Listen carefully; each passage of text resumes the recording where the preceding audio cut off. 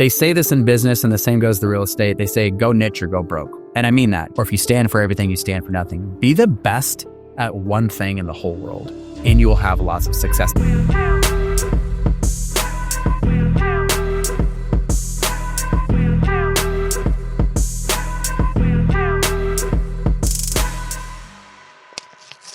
Hey, everybody, this is Travis Dillard, one of the co-hosts of the Zero to Winner podcast. And I am running solo today. I have two co-hosts that one's traveling, actually, and the other co-host is dealing with some personal family stuff. So this was last minute. That's fine, though, because I feel like without the dead weight with me, without these other guys, I feel like I'm going to do a whole heck of a lot better. So I'm also running solo when it comes to tech. And so some of you guys know that I actually founded, grew, and sold a tech company, which is actually going to be pertinent to today's podcast. Anyway, it's kind of hard at times to talk for an hour about anything for that matter when you don't have a lot of time to prepare. The good news is this is what I do all the time. So I sort of live, breathe, and sleep family first. Obviously health, things like that, but building businesses, real estate. So I'm excited. I'm excited to dominate the microphone. I think I'm gonna add a lot of value today. Again, especially since my co-hosts aren't here. So I'm just joking, guys. But I think today I want to talk about building a real estate portfolio and how there's sort of similarities to building a business, because they really are very similar. And for those of you that are joining us, by the way, that have not listened to this podcast, because I don't want to confuse anybody, this podcast is all about scaling a real estate portfolio. It's all about how do you do it quickly and responsibly. Don't be a dumbass. But how do you scale a real estate portfolio? But that real estate portfolio needs to generate enough passive income. I always say passive is the operative word because you're not running applications, fixing toilets. You don't buy and run a bunch of jobs. How do you have enough passive income to cover all of your living and lifestyle expenses? And if you have a job, how can you replace that job income and achieve what we call retirement number one, or R1? So that's what this podcast is about. That's what we live and breathe by. We have an elite mastermind where people join us and we dive in. We have a framework called the R1 framework, which walks you through 5 various phases on how to go from zero to a meaningful real estate portfolio that can sort of support your lifestyle.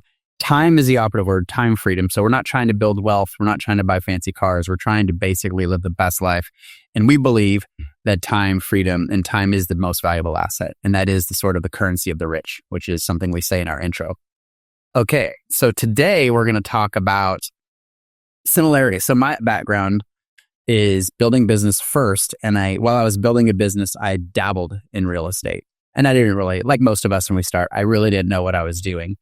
And so I founded, first of all, go way back, I actually founded a company in 2001, which failed. I actually had a business partner that was a workaholic and then turned into an alcoholic and then drained the bank accounts. And that was challenging, especially in my early 20s. That was tough.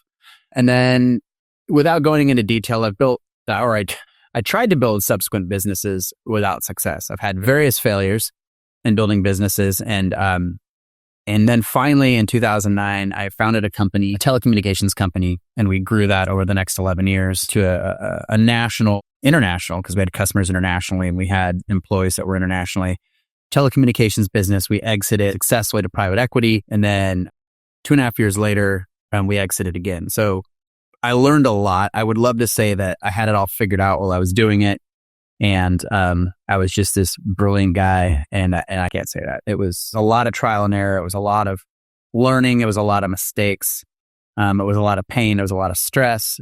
But I think one of the most valuable things that came out of that is hindsight. You can look back and say, oh, yeah, that actually makes a lot of sense. I'm glad we did that, or that was dumb. What the hell are we thinking?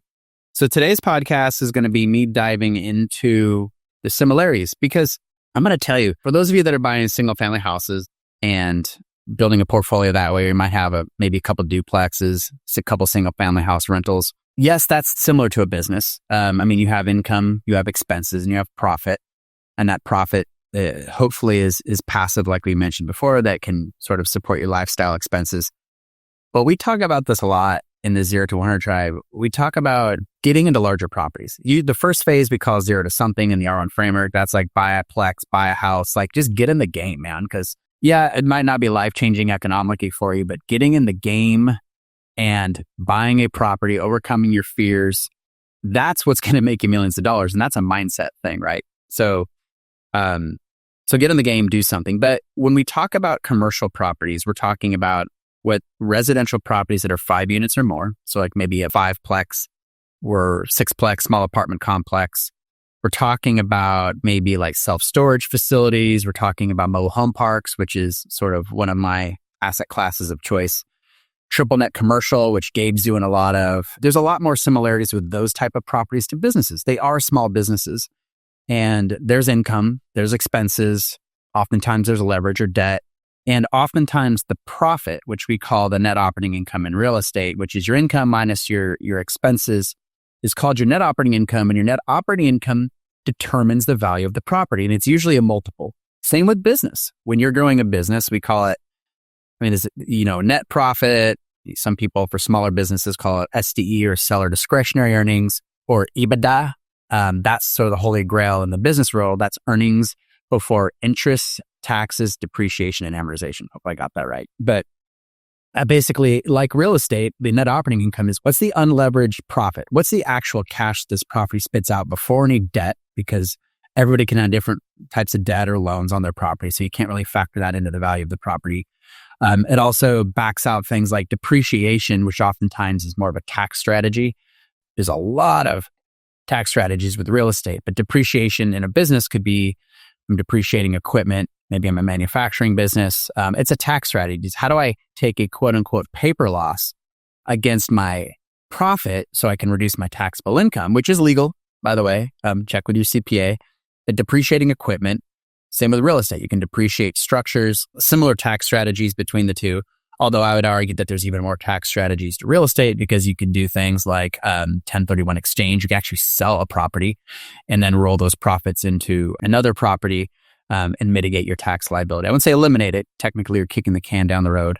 But there's also taking advanced depreciation, which I believe you can do with businesses. Again, I'm not a tax specialist, but there are a lot of similarities. But at the end of the day, you're valuing these businesses and or properties based on the profit.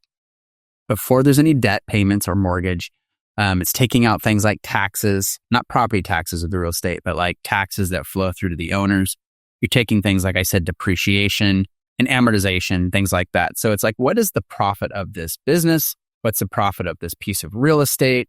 And then you apply a multiple. And literally in business, it's called a multiple. You're taking the EBITDA usually, or the seller discretionary earnings, SDE again being smaller businesses, EBITDA being larger businesses, and you're applying a multiple. And depending on how big or how much profit that business is spitting out, you apply a larger multiple. So in business, it's called the EBITDA arbitrage. And I won't really get into the details and the weeds on this stuff, but if you're like under $1 million in profit or EBITDA with a business, maybe you're going to get a 2 to 3 multiple. Depends on the industry you're in, depends on how much recurring revenue, it depends on your growth. There's a lot of factors. It depends on maybe your gross margin profiles, things like that. But at the end of the day, generally speaking, when you're a small business, you're going to get a smaller multiple. And as you grow and scale that business, you're going to get a larger multiple. So in my business, the world I came from, if you are under $1 million in EBITDA, you're usually going to get maybe 2 to 3 multiple. Maybe once you get over that $1 million to $2 million in EBITDA, maybe you're going to start getting a 4 to 6 multiple. That's the valuation. This is what your actual business is worth, not counting debt and things like that you have to account for when it comes to equity. This is just what's the enterprise valuation. Once you get over to 3 million in EBITDA, then you're going to start getting an 8 to 9 multiple. And so sort of like our goal when we started growing our business, and I'll get into our story here in a little bit, was to get to over 3 million in EBITDA because I knew then we would go from that sort of 5 multiple to 8 multiple. And that's a big jump. Well, real estate's the same way. They're like, wait, a multiple, but it's actually a cap rate, right? Don't you take your net operating income and divide it by sort of like the area cap rate? Yes, but if you think about it, that's a multiple, right? And it's a crazy multiple of real estate. So I was excited in business to grow my business over 3 million in EBITDA to get an 8 to 9 multiple. And that's actually about what I exited at, or because I had other partners in the leadership team. But in real estate, if you're, depending on where you're at in a good metro, a good area, you could be getting, like we say all the time, like for every dollar of profit or net operating income, you're going to get a 10 to 20 multiple. Well, man, I got to tell you, like you have to, in a business, at least in my industry, you have to grow a business over $10 million a year in EBITDA to get over a 10 multiple, right? In real estate, you can get a 10 multiple. That's like the low end of the range. So you can actually create a lot of value in real estate pretty quickly by adding revenue, reducing expenses, and improving that net operating income. Because, like I have a small apartment complex here in Oregon. I'm not a big fan of residential in some of these blue states, but because of landlord tenant laws. But I'll tell you, man, like for every annual dollar of profit that I create in this little sixplex, I'm getting close to that like 17 to 18 multiple. So it's not a big cash flow play, but every time I raise rents, reduce expenses, I'm maximizing my enterprise valuation, which is pretty cool. Again, in business, you have to get like over 10. Like in our business, we exited at a 3 million. We got at the high end of the range because we had a lot of recurring revenue. We got I think we got almost a 9 multiple, which was really good. I was super stoked about that. But in real estate, you can get close to like a 17 multiple, depending on where you're at. The lower the trading cap rate, the higher the multiple. There's an inverse relationship there. I won't get into valuations a ton.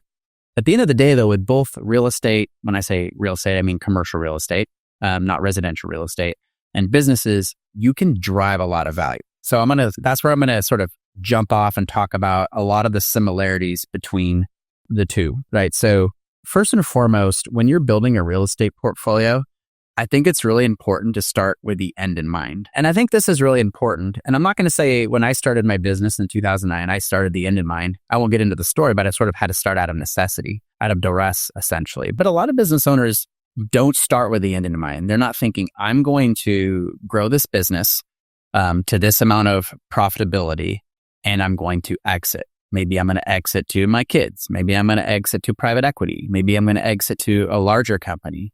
And I want to be a part of that company. Maybe I don't want to be a part of that company. Or maybe I'm going to do what's an ESOP, an employee stock option program, where I'm going to sell the business to my employees. But you need to really start with the end in mind, because I think that's really critical. You always have to think, who's my buyer? If I'm going to sell it, who are my buyers? What are they looking for? What's important to them? It might be 5, it might be 10 years down the road. So when I started a business in 2009, I didn't really think about that. But I'll tell you, I think it was around 2012. It wasn't much longer after I started the business. I got looped in. I kind of got suckered. I went to this seminar and there was somebody talking about mergers and acquisitions there. And really their model was to get you in a seminar and get you to pull out your checkbook and write a big check. And, and that's what I did actually. And I never actually did business with these people. But I got to tell you, like, it was like a $40,000. I don't think I had the money. I think I had to put $40,000 on their credit card. But I'll tell you, like, I learned so much in that one day session. There was this whole world out there about private equity and how they value and multiples and how you build a business to sell. There's things like you have to get GAAP accounting, generally accepted accounting principles in place. You need to really focus on recurring revenue, and gross margin profiles are important. And also building a business that doesn't rely on you. So you have a good leadership team. And there were all these things they laid out. I was like, oh, that's really important. Again, that $40,000 for one day was pricey. But man, I have to tell you, it really set the stage for the next several years. I knew that I wanted to exit. That was actually a dream of mine. That was a goal that I've always had since I was probably 20 years old. And so I knew I had to build a good leadership team. I knew I had to make myself sort of obsolete. I knew these things. I knew that I had to really focus on recurring revenue because that's what the market values. And I knew that I had to really drive my gross margin profile. I knew that I had to be maniacal about metrics, tracking things in my business, because eventually when a private equity or a financial buyer is going to buy us, they're going to be looking at all these things. And they're going to go all the way back to the very beginning of time and look at your operating agreements and your meeting minutes and your board minutes, which by the way, didn't do a ton of that stuff. But like, it helped me build a business with the end in mind. And okay, so I'm going to say the same is for real estate. When you're building a real estate portfolio, or when you buy a property, a lot of people just say, I'm going to buy this property. It's good cash flow, or I think it'll appreciate. That's how all of us usually get in. Heck, that's how I got in. I bought my first house doing a house hack using the VA loan. It was like 700 square foot. I walled off half a garage, rented it out, turned half my garage into a bedroom, rented out the other bedroom. I did that out of duress, by the way. Like I did that because I literally couldn't afford my bills and my mortgage. So I had to get like roommates in here to help pay. That's called house hacking, by the way, which is a strategy that most people that are in real estate or have been in real estate since they were young do when they start. But most people get into real estate and they're just thinking, oh, I'm just going to buy a bunch of real estate and I hope it appreciates. And that's what I think I need to do. It's like monopoly. But I'm going to tell you, like with commercial property, with real estate, especially commercial properties, you can start with the end in mind. You can say, I know that this particular property is the rents are under market.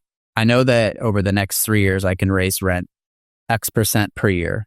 I know with this property that my expenses are out of line. I'm paying 2 managers.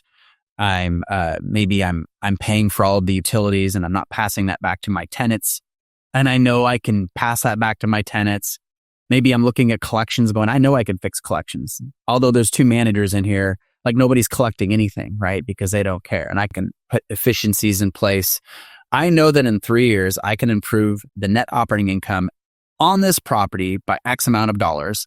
And I know for a fact that it will be worth this, my equity will be worth this. I know what my cash on cash will be. And then I can sell it if I want, or I can hold it, or maybe I can create so much equity by force appreciating the value that I can access that equity through a refinance and I can pull cash out and I can do it again. I'm going to tell you, man, like the sooner you can get into larger properties, 5 units or more in residential and other commercial properties, the sooner you can sort of pick your lane and you can create value intentionally, not reactively. And I think that's the biggest secret. We talk about that a lot on the podcast here. There's a park that we bought. It was listed on the MLS. It was, everybody saw it. They thought it was too expensive because I think they were selling it probably a sub 6 cap. But because we had been reading, we've been going to masterminds, and because we had just been educating the heck out of ourselves, Mitch and I looked at this thing and we're like, oh my gosh, we know that in 3 years that will be worth twice as much.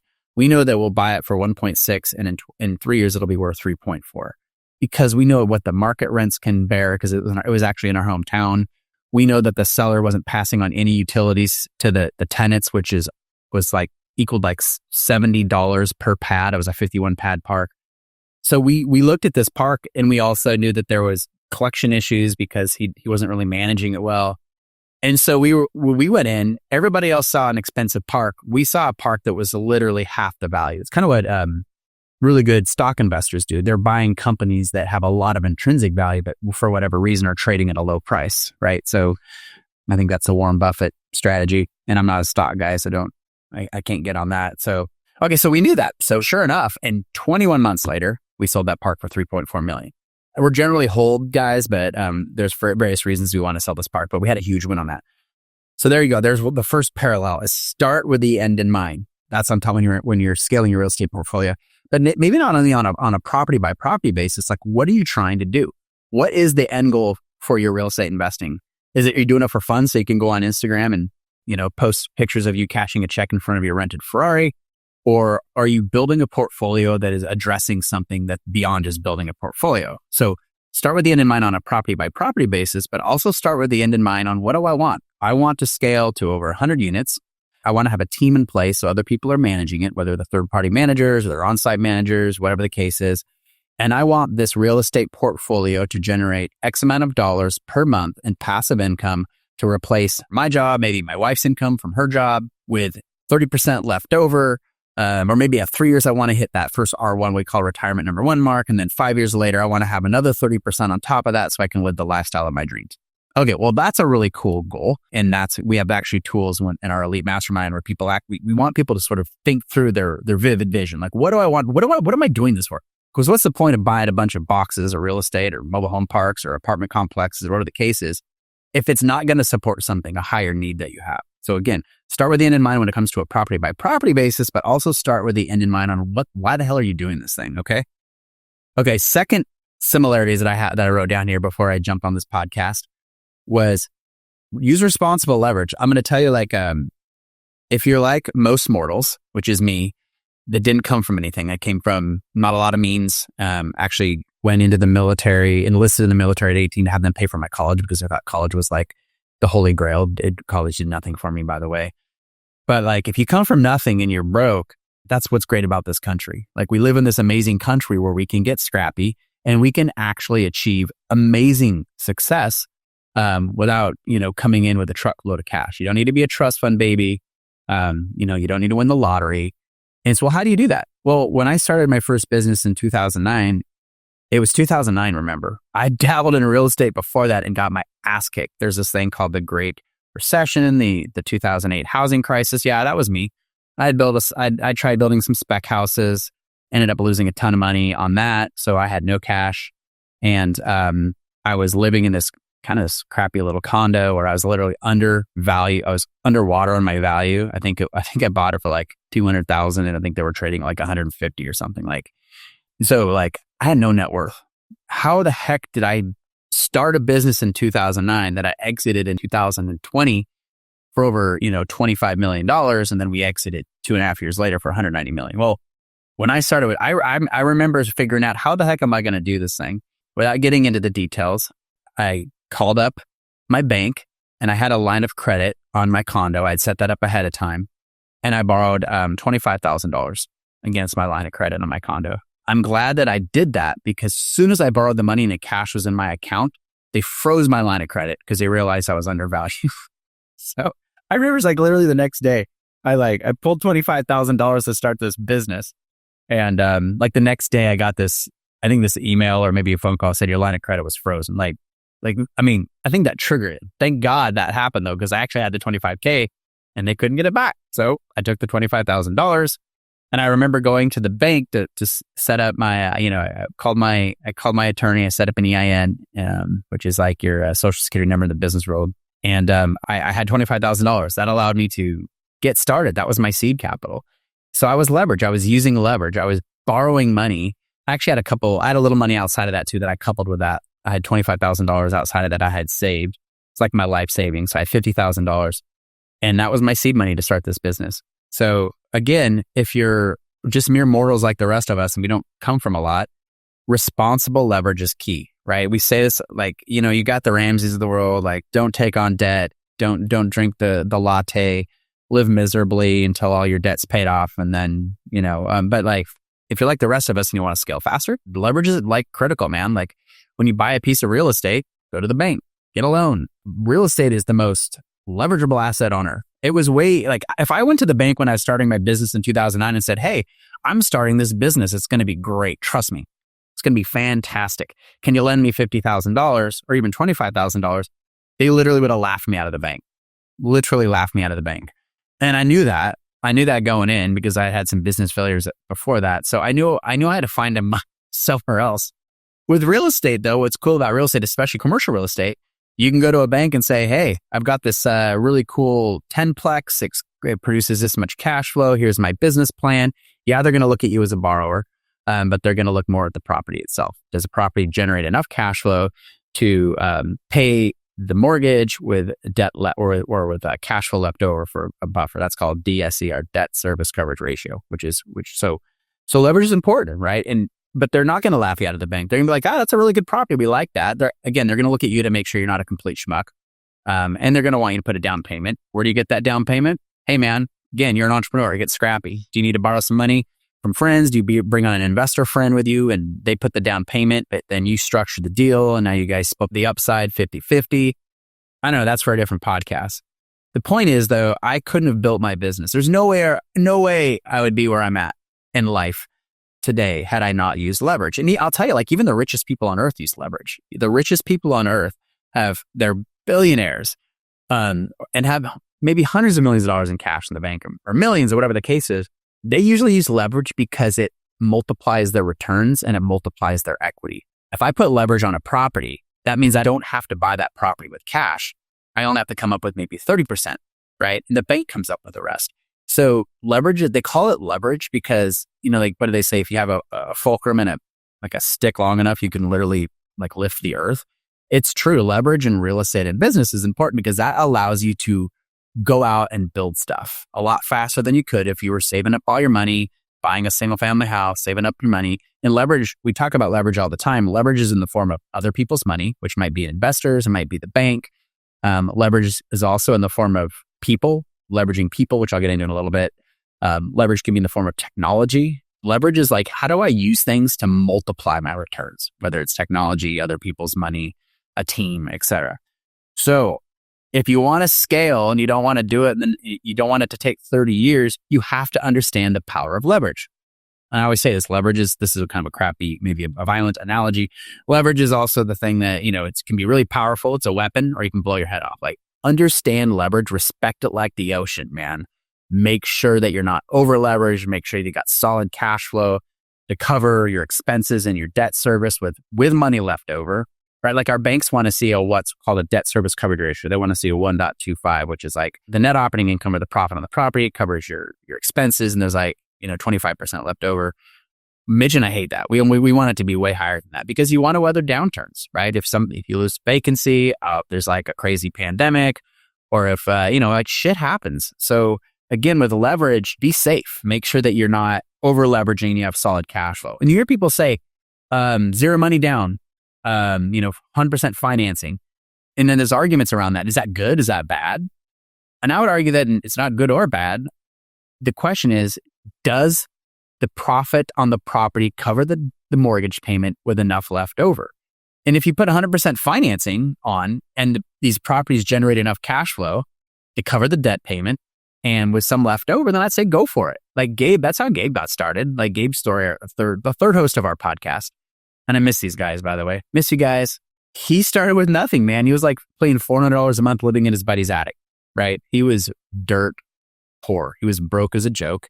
But he was able to go out. This was like out of the 2008 housing crisis, and find seller contracts. People that are willing to sell their house on a contract with no money down. He's like, sweet. Well, Gabe, I don't really know what the dynamics were, but it worked out well for Gabe, because the guy owns a hell of a lot of real estate now, and he does really well.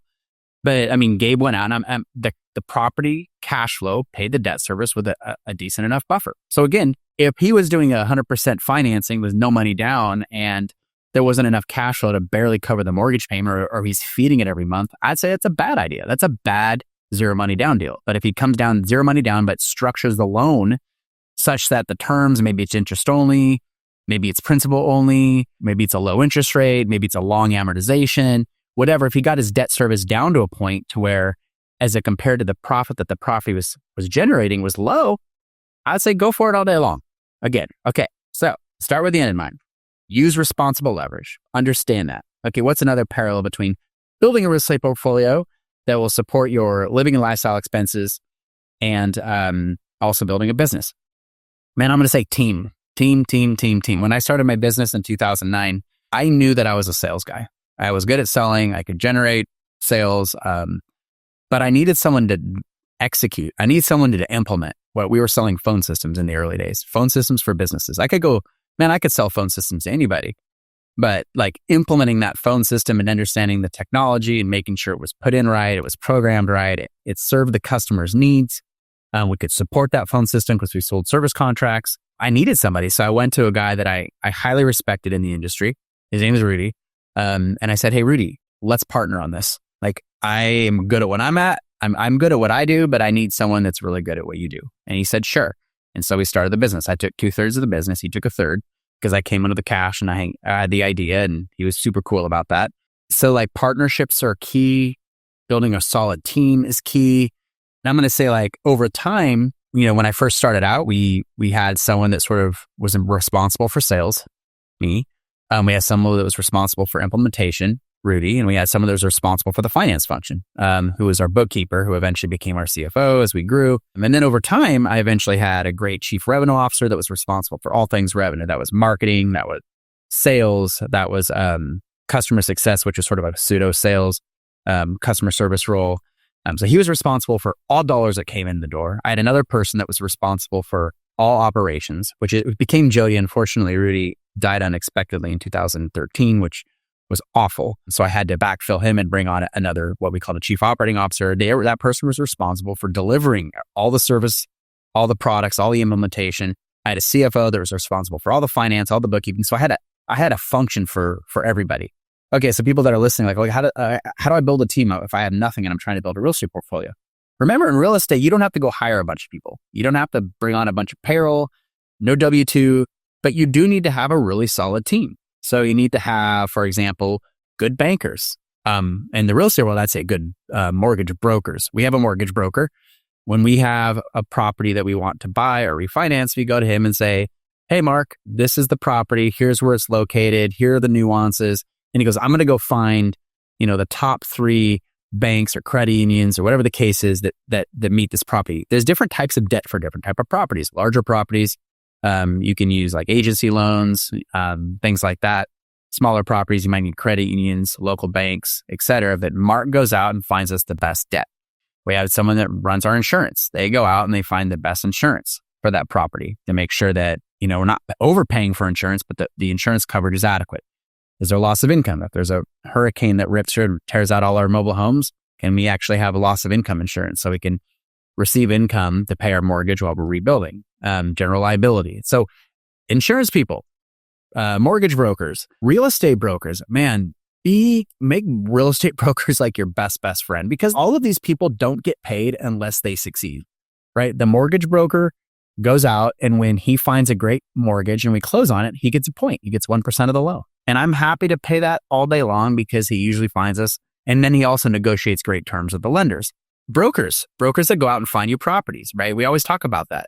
Let all these brokers know what you're doing, right? And usually you'll probably narrow it down. You might have just a handful of brokers that are out there looking for you. They're bringing you deals. Sometimes they're off-market deals. Someone comes to them, or somebody in their office comes to them and says, hey, I've got this really interesting opportunity. It's an apartment complex. It's a mobile home park, whatever the case is. I don't want, the seller doesn't want the tenants to know. So it's kind of a pocket listing. Can you go out to your list of buyers and find someone that would be a good fit? And if you build a really great relationship with this broker, they're going to come to you and say, hey, Travis, hey, John, whatever the hell your name is.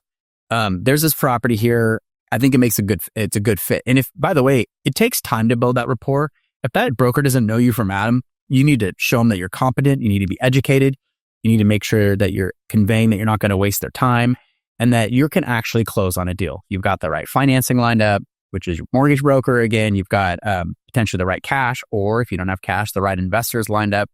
So again, it's building your team, but these people you're not paying every day. You're not paying a payroll to these people. They get paid when they succeed. Well, when they succeed, you succeed because you got the right debt, you got the right property. Okay, what are other team members? Like I mentioned, insurance. Again, they don't get paid until they find you the right insurance. You bind and you pay for the insurance. They get a commission. You know what? As well, they should. Other people on the team, you might have outsourced bookkeepers. They're only getting paid for the work they're doing. Again, they're just not sitting there sucking up 40 hours a week, getting paid a salary while you're trying to go find another property. That's what's cool about real estate. You're not paying people unless they're actually delivering the value that you need them to deliver. See, what other team members in real estate? I'm forgetting. I'm just doing this off the cuff here. I mean, contractors are great.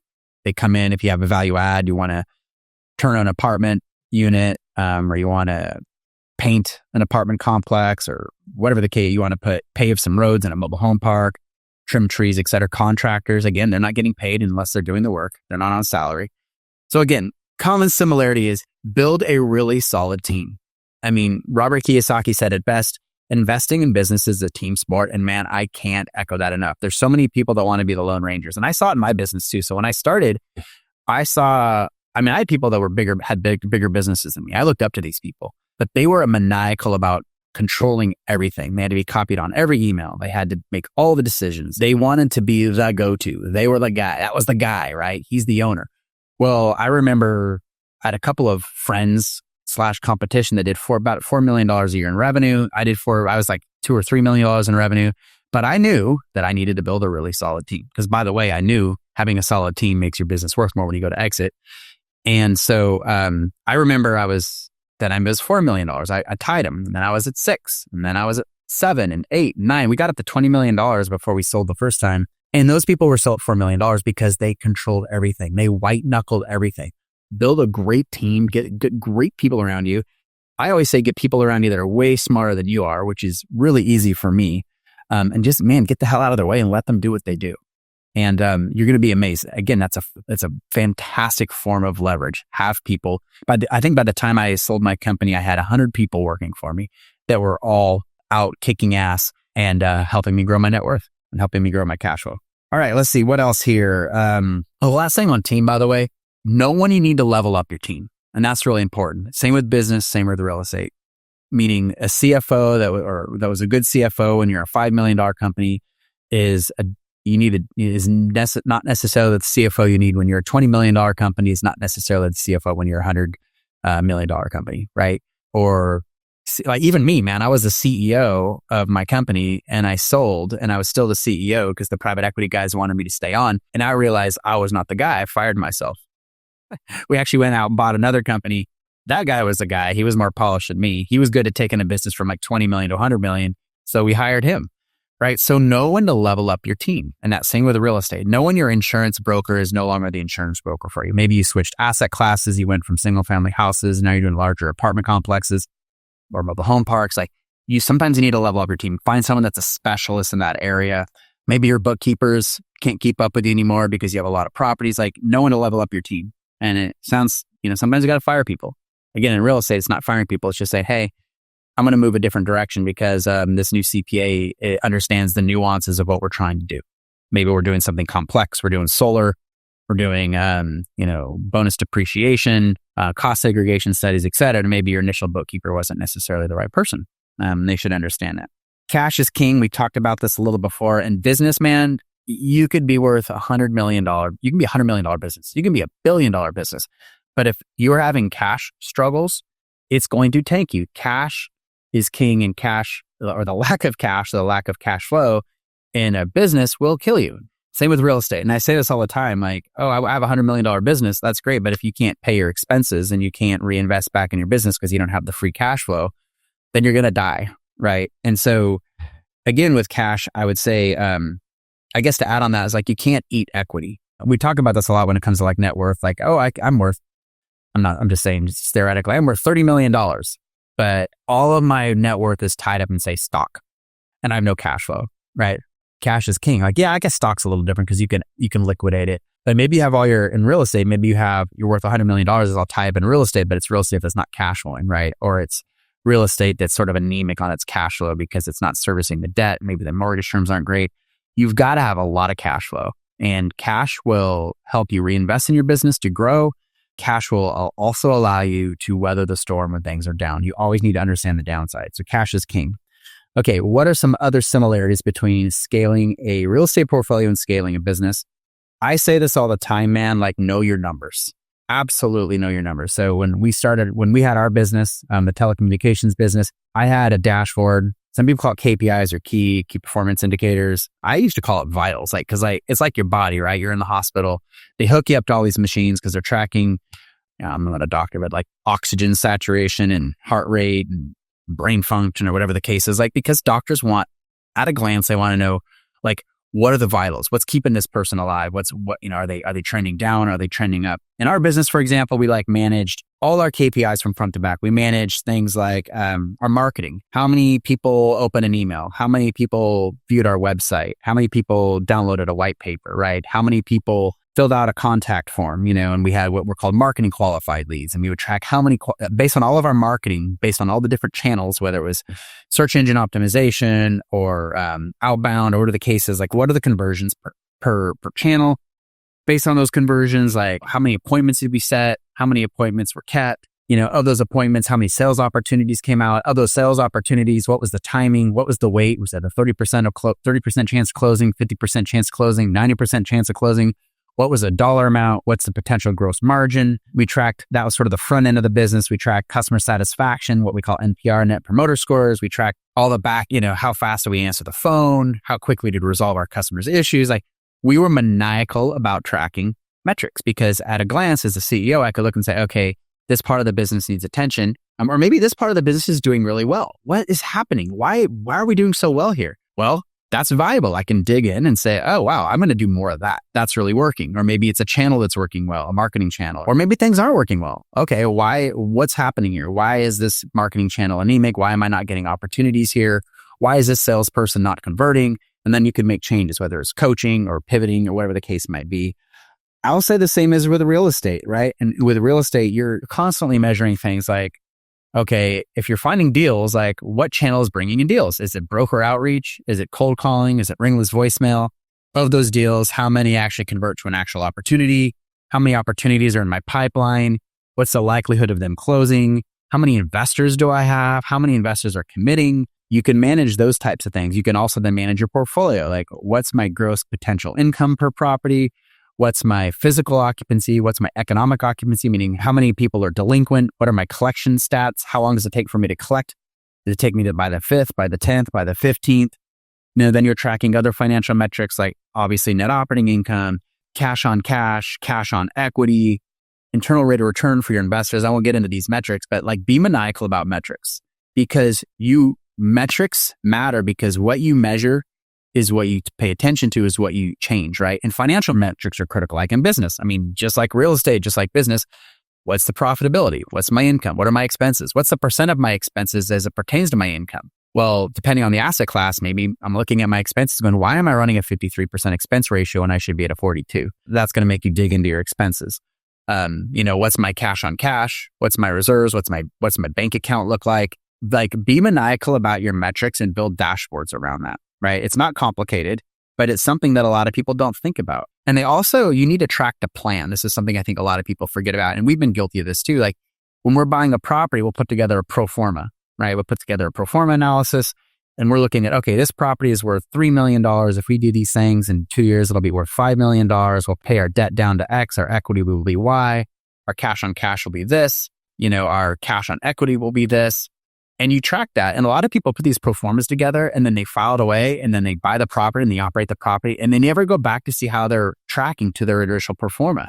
And I'd highly recommend that. Like constantly track how your properties are doing to the original plan. Well, what that's going to tell you is a couple things like, oh, why are my expenses not to what I thought they were? Well, is it because I'm operating the property wrong? Well, maybe not. Maybe that's reality. Maybe it's as efficient as it can be. Maybe there's a problem in your underwriting. Maybe you're too rosy in your underwriting. You're like, I constantly underwrite these property maintenance and taxes and XYZ to be this, but like it's consistently not. Well, that's good because the next property you buy, when you're underwriting it and you're putting pro forma together, you can make those modifications. In our business, we would do the same thing. We would look at things like job costing. We'd finish a job and go, well, we bid that job to be for the expenses to be X and they turned out to be Y. Well, why is that? Oh, because we're failing here, or maybe, I can innovate here. We can innovate our implementation process to reduce our costs down. So track back the plan. Or maybe it's like the job bidding back to the business. If I'm like, I constantly bid projects out like this and I continually don't make the profit I want, or maybe I'm actually losing money. Well, maybe I need to start bidding my jobs differently. Same with a piece of real estate. I need to underwrite it differently. So always track your numbers, be maniacal about it, and then track back the plan, right? Sometimes, again, like I mentioned, it's like good. Like, why is this is actually really working out. This is actually better than I thought. Well, that's also good to know and really valuable because you can do more of that in your business. And or if it's bad, you can course correct. I'm going to say go niche. I was a big believer in this. So when I started my business, we sold a product called ShoreTel. It was a phone system that actually got bought by a competitor. That's a whole different story. I'm not a genius. I can't be like Jeff Bezos where I do 1,000,001 different things. But by the way, Jeff Bezos started out, I think he was selling books online. Like that's what he did. And he grew success. And then he expanded out by building the right teams and processes. For us, I wanted to be the best ShoreTel implementation company in Oregon and Washington. And then that's all I did. Everything I did. And I could look customers in the eye and say, this is what I do. There's a lot of things I don't do well, but this is what I do. I'm the best at it. Look at my competitors. They're trying to sell 3 different types of manufacturers. They're trying to be IT. They're trying to do maybe low voltage cabling. They're trying to do all these things. I don't do any of that because all of my effort, all my resources, all my thought, all my passion goes into this one thing. I'm going to tell you, man, that really, really resonates with customers. And then as we grew, I thought, okay, I don't want to implement phone systems anymore. I mean, that's great. I'll do it if the opportunity comes. I want to be the best service. I want to be the best customer service. I want to be the best maintenance deliverer. I want to own service contracts around ShoreTel systems. I don't necessarily want to go sell phone systems anymore. I was looking at my gross margins, again, looking at your metrics and figuring out what works and what doesn't. I'm like, my gross margins on service contracts are like 60% and it's reoccurring. Well, remember, I'm like, first of all, I know reoccurring makes my business worth a lot more eventually when I want to sell. When I'm implementing a phone system, that's a one-time sale. When I'm implementing a service contract, I renew my customers every year or every 3 years or every 5 years, which buyers like. And my margins are like 60%. Implementing a phone system, my margins were like 30%. I'm like, well, I have only so many resources. I only have so much time in the day. I only have so many employees. I'm going to be maniacal and I'm going to focus all my effort on becoming the best deliverer of maintenance contracts in the country. And I also realized when I'm implementing phone systems, there's some geographical limitations. I'm like, I can go out and find customers that already have this phone system. And generally speaking, our competition sucked. They weren't really great at customer service. I'm like, I can actually go out and I can just sell service contracts nationally. And I did. And we became the largest short-tail maintenance contract company in the country. And it was massive gross profit, massive gross revenue. And that's one of the reasons I was able to get on the high end of my valuation when I sold my company. Okay. Same goes with real estate. We say this all the time in the Zero to One tribe. We say niche down on an asset class. In fact, one of the phases of the R1 framework is niche down on your asset class. Once you sort of get in the game, maybe buy a single family house, that's phase one. That's called zero to something. Something to something more is phase two, where you actually buy a commercial asset, which is 5 units or more, but it's small, just to understand force appreciation, understand how larger assets work. After that, we're like niche down on an asset class. Whether it's I'm going to buy 20 unit apartment complexes in the Memphis, Tennessee area, or I'm going to buy mobile home parks in red states from 50 to 100 pads with at least, 90% tenant-owned homes and public utilities. Like, get really, really good at an asset class. Well, what does that get you? Well, that allows you to become an expert at underwriting those asset classes so you can be more successful. It allows you to look lenders in the eyes, investors in the eyes, people that are in your world, stakeholders, and say, look, we're the experts at buying, underwriting, increasing the value, and operating this at one specific asset class. They say this in business, and the same goes to real estate. They say, go niche or go broke. And I mean that, go niche or go broke. Or if you stand for everything, you stand for nothing. Be the best at one thing in the whole world, and you will have lots of success. Now, does that pivot sometimes? Yeah. Like in our business, we went from becoming the best short-tail phone system installer in Oregon and Washington. And then we moved to becoming the best short-tail maintenance contract company in the nation. And then we actually pivoted one last time. We said we want to become the best cloud call center software implementation and support company in the world, right? And so we focus that. Sometimes your niche has to focus, but the difference is in each phase of my growth, I was maniacally focused on each one of those things, right? I wasn't everything to everybody. And same with real estate. We say this a lot of times. We recommend they niche down on an asset class, again, self-storage, mobile home parks, triple net, whatever the case is. Become really, really, really good at that. Get to R1, get to retirement number one, and maybe you continue to grow in that asset class, or maybe you say, you know what, I think I want to pivot. And actually, Gabe did this. He started out in single family houses, and that's all he did. Then he moved to small plexes. That's all he did. And then he went to apartment complexes. And then he moved to mobile home parks.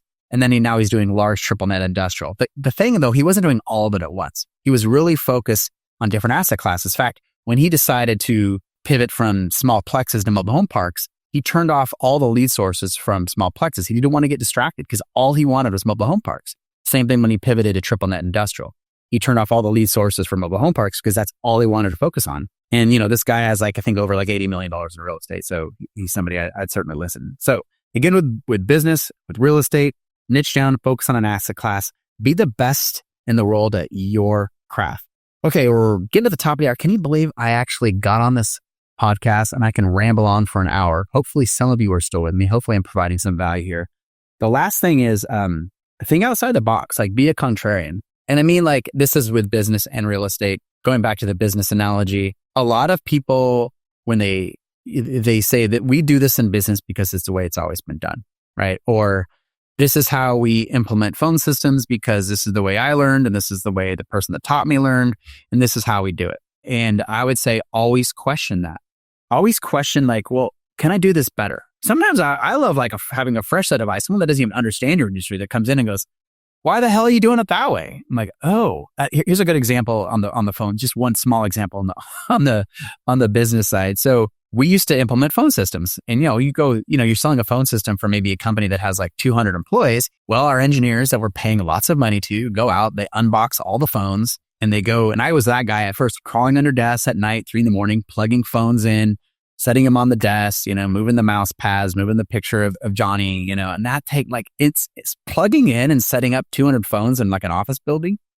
That's a lot of work, right? And the way we used to do it is people would go into a training, we'd have a static training system. People would come in and they would train on the phone system, and then they'd go back to their desk with the phone that's sitting on their desk that was based on that one of our engineers that we paid 6 figures to probably plugged in. Well, is that a good use of our engineers' time? And so Jody, who's actually now with us at Cadia, and she was our chief operating officer at Inflow.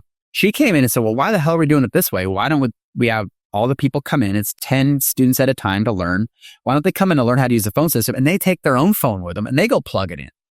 It's something that's a little tweak like that, but I never thought about that, because the way I learned is you install the phones yourself, and then the people before that and the people before that. So that was always the way it was done. But Jody came in and said, why don't we put the employees to work? Why don't we have them plugged on our phones? And well, that's a light lift to send someone back to their desk and plug it in. Then they can set it up the way they want it.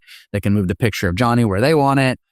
But we saved tens of thousands of hours across all of our implementations, which saved a ton of money. Did we lower our cost, our implementation cost to the customer? Nope. We charged the same amount. They didn't care. And our margins went way up. So again, be a contrarian and think outside the box. Okay, let's give an example when it comes back to real estate. Something I'm thinking of a lot about lately is we own mobile home parks. We own mobile home parks in sunny areas, like we have a park in Florida. And without getting into the details, I'm like, all of our tenants pay the utility company, the electric bill, their electric bill. And the utility company, who knows what they're getting electricity? Is it coal? Is it clean nuclear, solar, wind? I don't know. It doesn't really matter. All I know is that our tenants get up every day or every month and they write the utility bill a check. And I'm like, well, what the heck? Why don't we put carports for all of our tenants? And that adds an amenity. They have something they can park their car under, which is cool. And why don't we put solar panels on top of those? And then why don't we because there's some people we know that we can implement software, we can start becoming the power company. We can give them a break on their power bill. So maybe we charge them 10% less, but now we can start capturing that income, which again, increases our profit. For every annual dollar of profit you create, you increase the value 10 to 20 times in a commercial property. Like, why are we leaving that money on the table? A. B, solar panels have really cool tax benefits, right? You can get amazing tax benefits by implementing solar panels. C, I can do a bonus depreciation on the panels, and I can do a bonus depreciation on the structure itself. So in addition to the tax credits I get for solar, I can get depreciation on these carports. Are we going to do this? I don't know. I'd like to. But again, this is just like looking at your numbers and going, how can we do things differently? How can I be a contrarian, right? A lot of people feel like I'm going to do it this way because it's the way I've always done it. Well, when you're scaling a real estate portfolio, always think outside the box. How can I get more leads? How can I get more deals? How can I be really innovative and reduce my expenses in my properties? How can I be innovative and add more revenue streams, like the utilities? Or maybe like when we had a park one time where we went out and surveyed all the tenants, and because it's a mobile home park and they need more space for storage because they have crap in their yard. And we're like, it makes the park look ugly with stuff in everybody's yard. But these people didn't have the storage. I'm like, well, what if we implemented storage sheds, movable storage sheds, right? We go pay money, we put the storage shed. Now they have a place to store their stuff, which is good for them, right? They love that, right? And it's good for us because it makes it cleans the park up, which is great. So it makes the park look cleaner. A cleaner park increases the intrinsic value. Maybe it lowers the cap rate. It's worth more.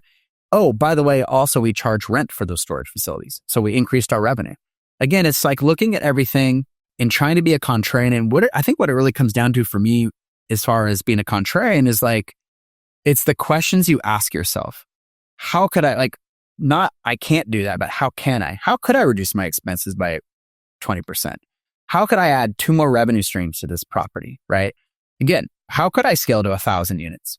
How could I do that in 5 years? How could I do that in 7 years? How could I do that in 3 years? It's the questions you ask yourself that probably are the most important, because the answers that come out of that are going to help filter out all the crap that doesn't work or doesn't really apply to what you're trying to do. And the answers that come out of that can be life-changing. Can be life-changing for your life, your economics, your portfolio. Well, there you go. That's 1 hour. Those are some similarities between scaling your real estate portfolio and scaling a business. So hope you guys enjoyed this. I appreciate all of you. For those of you in our live audience and our elites, love you all. We'll talk here soon. And until next time, go scale a real estate portfolio, get to retirement number 1, get your time back.